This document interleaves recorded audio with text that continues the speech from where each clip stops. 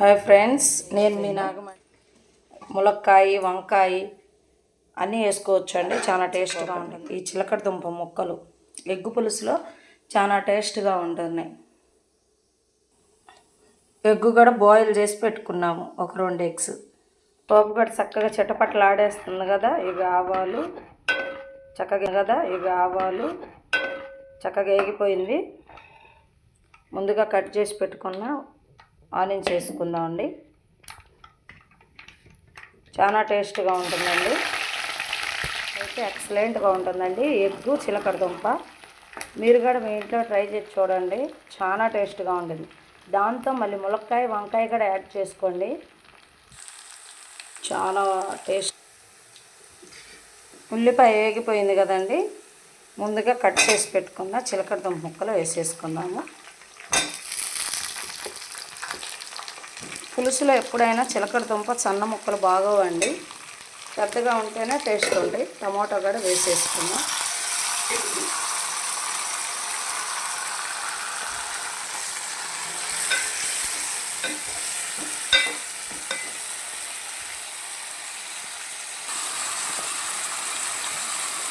Salt వేసుకున్నామండి, రుచికి సరిపడా వేసాను.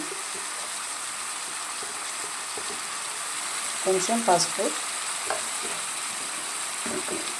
పిల్లలు అయితే చాలా ఇష్టంగా పులుసులో ముక్కలు తింటారండి, మా పిల్లలు అయితే మాత్రం. ఎవరైనా కానీ పులుసులో చిలకడ దుంప చాలా రుచిగా ఉంటుంది. మీరు కూడా మీ ఇంట్లో ట్రై చేసి చూడండి.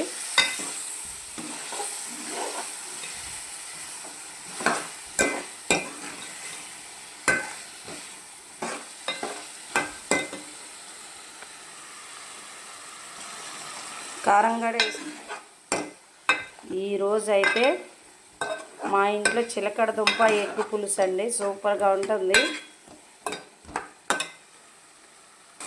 ఎగ్ వేసేసుకుందామండి. పులుసులో చక్కగా ఇట్లా ఉడకాలి. మనం ఏంటంటే ఎగ్స్ వచ్చేసేటప్పుడు 4 పక్కల ఘాట్లు పెట్టేసుకోవాలి. జీలకర్ర పొడి అండి, నేను దేనిలో అయినా జీలకర్ర పొడి కొంచెం వేస్తే ఏమవుతుందంటే మనకి కడుపులో అన్ని రకాలుగా మంచిగా వాతము ఏమీ ఉండకుండా మనం తినే ఆహారాల్లో కొన్ని మనకు ఇబ్బంది లేకుండా ఉంటుందండి. జీలకర్ర మనం డైరెక్ట్గా చేయండి ప్లీజ్. నేను మీ నాగమణి. వేడి రైసు, ఎగ్గు చిలకడ దుంప పులుసు అండి. చూడండి ముక్కలు కూడా ఎంత పెద్ద సైజు, చక్కగా ఉడికిపోయినాయండి, మెత్తగా కమ్మగా ఉంటుందండి కర్రీ.